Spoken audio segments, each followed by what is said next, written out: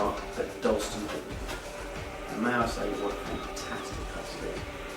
The ghost stories here are pretty good. There's just so many of them. Just about every single room has there's some sort of ghost stories. We've got a white lady that's just seen just about every single room there is here. There's candles go on and off on their own. You've got a black fog that appears, you've got dark shadows, you've got a man that appears on regular occurrences all around the place. Noises, children crying, children laughing, footsteps going up and down the stairs. There's everything, there really is, and there's a lot of secrets here. There are rooms that they're only just finding now behind blocked off walls. So it's a great place. I must admit, I have been spooked a couple of times already because I keep, on 2 occasions, once last night when we were here and once today, I've kind of like at the corner of my eye seen something moving when there's been no one there. Now, whether it's my imagination or my eyesight playing tricks on me, I don't know, but I am sure that it's been a shadow or, you know, almost like someone sort of walked past in the corner of my eye, so who knows. I keep waiting for candles to light by themselves because apparently that happens quite often here, but not yet, unfortunately. Well, I've just arrived at Dalston Hall here in Carlisle, or near Carlisle. Looks beautiful, fantastic building. I'm looking forward to see what the day or the night has in store for us. And well, that's it. Just wait to see what goes on. I stayed in the most haunted room on my own last night. I thought everything was fine up until lunchtime.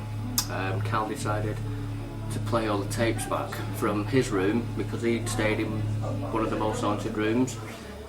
So his lock-off camera, he decided to look at the tapes and he discovered that apparently, well, I actually saw the footage, that the TV came on in his room as well, which I thought was pretty strange.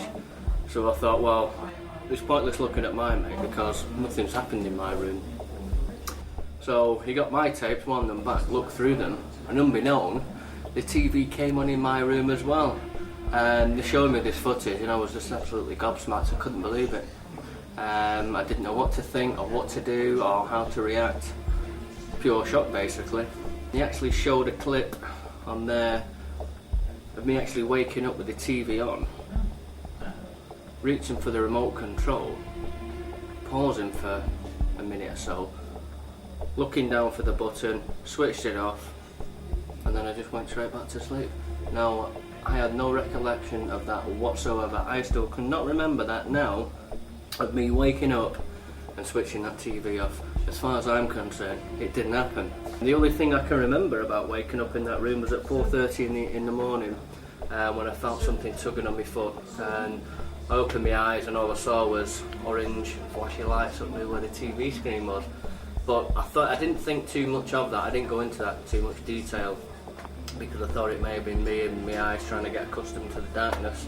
So after about 5 minutes or so, I just fell back to sleep, unaware of what had been happening through the night. I watched the footage and to me it's so scary. And I didn't stay here last night, I came here this morning, and I know for a fact if I'd slept in the room where Carl was and the television came on, I would be a mess today. There's something here, it's definite atmosphere. Everyone's really excited. We're all kind of a little bit apprehensive because it's, as we are in all of these places, it's new and it's haunted, so we don't know what's going to happen, but we're all very excited about it.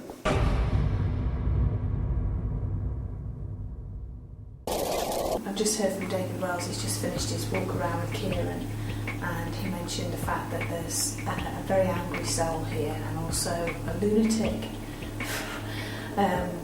Very sort of demented, almost like a Mr. Hyde figure, which doesn't, I mean, me and Kath were kind of like, oh my god. There's a male figure in here, and he is very excitable. He's almost like, and I don't mean to be rude in any way, shape or form, but there's a mental imbalance with him. You know, he seems to be he's almost running up to me, going, he's almost doing that kind of thing. So Right. But it's not out of, children sometimes, some children tug your clothes. So it's not a jokey thing? No, it's almost like there is a sinister edge to it. It's almost like he's running across the bar top. He's really, really manic, really manic. Right. Maybe a lady who was pushed off the banquet hall. I think there was a balcony above the banquet hall, and maybe pushed over. He felt like there was a lady being pushed over there, and then even the figure of a lady hovering as a result of being pushed over and dying. She seems to be surveying. I just want to know why she's here particularly, because she seemed quite fixed to this particular run. It didn't seem as if she was all over the house. It's almost like there's a struggle here with which she's involved in. Okay. I think she may have ended up down there. But I'm trying to think. There's a male figure with her, and he's got his hands around her neck. This is a heat of the moment thing. It's not been planned. It's just an absolute passionate thing. Right.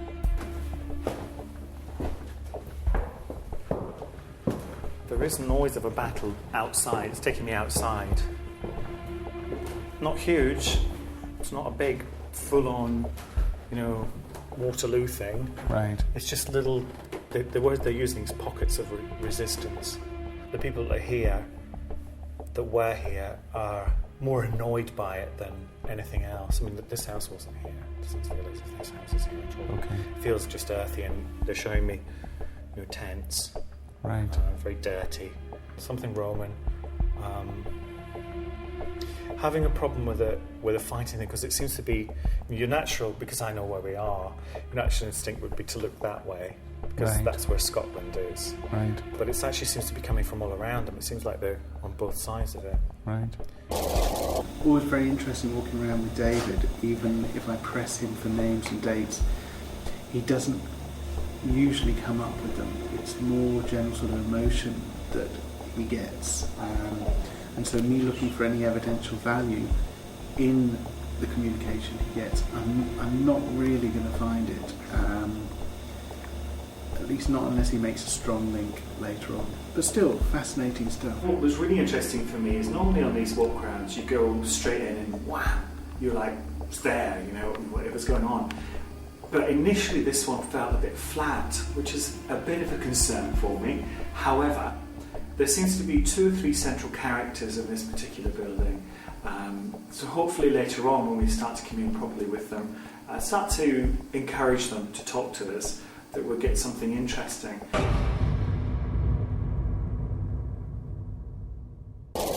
Well, it's been extremely interesting. It's a fantastic place, it really is. Derek has come up with lots and lots of names, and we have got lots of names from the place. He's come up with Sir John Dalston, George Dalston, he's come up with Elizabeth Dalston, Catherine Dalston, but I must be honest with you, they are all readily available. But even so, he doesn't know where he's coming, and to be able to suddenly say that the wife of Sir John Dalston was Elizabeth, and another wife, Catherine, reasonably impressed. It was interesting because I found myself trying to verify everything David had said beforehand, just trying to get some sort of correspondence between the two mediums, which would be quite good evidentially. That didn't happen. At one point Derek talked about struggle on a balcony, and I was assuming that he was getting the same sort of thing that David was talking about, but in fact the story of it just went off in a completely different direction. Whereas David was talking about husband murdering a wife because she had been unfaithful, Derek was talking about 2 brothers having a fight and one throwing the other off. Just finished doing the night vision walk around with Derek, and so there were a couple of interesting things he picked up on. We spent a lot of time with David Wells earlier in the day, or throughout the day. He picked up on various stuff, and Derek seemed to pick up on similar stuff, and I think on 2 things. One of them was in a room where he felt the presence of children, it was in the set. I think it was in Stuart's room. He felt there were children, and he said that they would play around and stuff. And that's the same as David said. This was definitely an area where children were. Like a nursery? Yes. I'm picking up this activity of child around here, and it's like the child running round and doing this. And that is an active spirit child who left the physical body as a baby. So there's just one child? Or are you picking up... I feel there is one spirit child that's active, but in the residual energy there's a number of children that have... As would have been in a nursery? Yes. So far, some of the things Derek has come up with have sort of are similar to what David has said, and I find that interesting because, you know, obviously they don't sort of meet each other and talk about things beforehand, and that's that. But I look forward to the vigils. I look forward to the seances. That's normally when the stuff happens.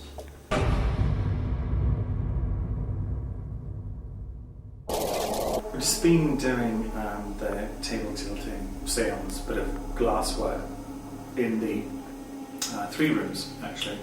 First room is interesting, the table really tilted.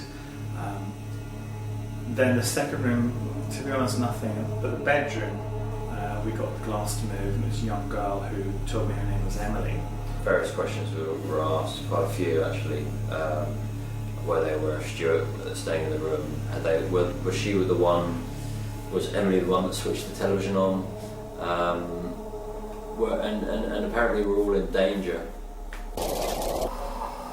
Will you be able to shut the cupboard doors or the drawer or do anything for us? It's one of the things that happens in this room a lot.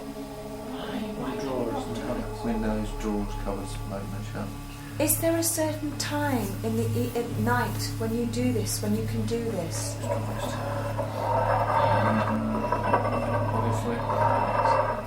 Emily? This is at 3 o'clock in the morning. This is at 3:30. If we're here in the room at 3:30 this morning, will you be able to turn on the television for us? Do you promise that you can do that for us? I wasn't actually involved in the seance or table tipping, but I was actually sat in the room at the side, watching what was going on, and the whole time that they were communicating, the table was rocking backwards and forwards, moving. I started to feel quite sick, and I also felt a presence to the right hand side of me, and I kept getting cold chills as well, and quite shaky. And this place is so warm, it's not cold at all. I've got my jacket on because I've just been outside, but it's a really warm place, and it felt so cold, and it was just really strange. I couldn't help but think there was someone there. I didn't find it was very conclusive, and I still question finger on the glass because it's the slightest bit of movement from anyone can move that glass.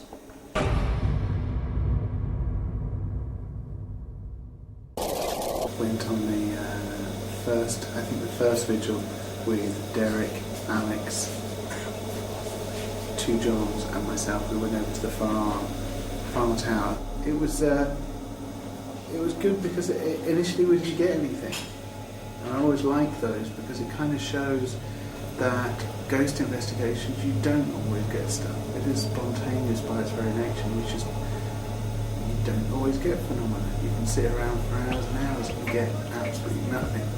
We got a couple of responses, a couple of knocks, and what sounded like noises coming from above us. And then we also heard what sounded like shuffling on the stairs, and the door was shut. So Kieran opened it up when pretty sure even after we opened the door, we heard a couple more sort of shuffling noises, which is really weird because Carl was doing a vigil in the other tower as well, and he heard someone or something walking down the stairs, and he heard definite footsteps. I have never been so scared in my entire life as I've just been now. I went off to do a vigil and I heard footsteps, I heard breathing, I was so scared I actually ran back to my room and shut the door. I heard someone walking up the stairs, or walking down the stairs first. I looked up the stairs and then it seemed to come down the stairs. I went downstairs, there's nobody there, and it came from upstairs. So, I don't know, it was amazing, extremely scary, and I loved it. I was scared, but I came back downstairs and I loved it. I have to admit, out of all the locations we've been to, all the locations we've done, I don't think I've ever been that scared. I'm not feeling too good in this room, I have to admit. I slept in here last night.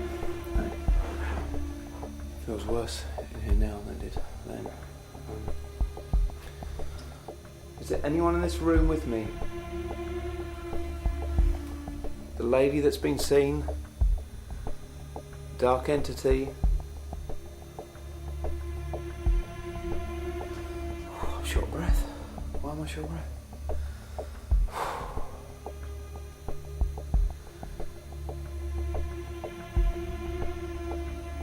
She's gone cold.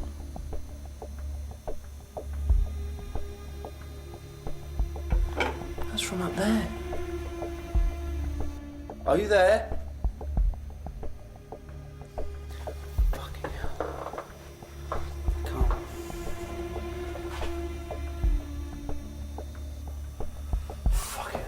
Scared shitless. There's something breathing on the Hello? Fuck. Hello? I must be on a joke. Shit. I don't want to go upstairs. There's a door to the outside and it's locked. Please, please, show yourself. I'm sorry I was scared. Please make a sound again, any sound. Come up the stairs to me. I'm so scared I can't fucking move.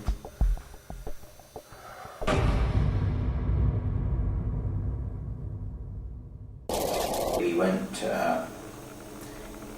back to the bedroom because Emily said she was going to turn the television on at 3:30. Well, it's a bit strange asking a ghost or a spirit to turn something on at a certain time. Does he know what time it is? It's a bit weird that. She's let us down. She's really let us down because she didn't. Nothing happened apart from the glass. I was the last one to see it.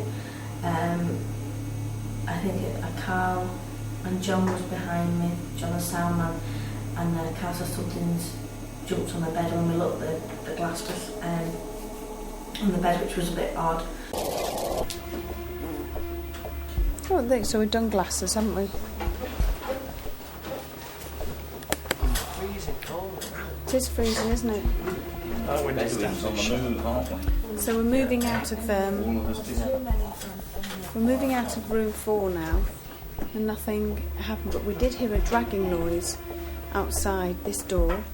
Nothing happened. Someone just stand on the bed then? What? What? The bed just moved.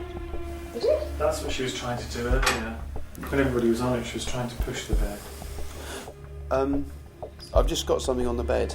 What do you mean you've just got something? No, I've just got something on the bed. What? It's a glass. Pardon? It's a glass. Oh. Who put the glass there? Oh, Did anyone pick the glass up and put it in the bed? No, I left it over there. No!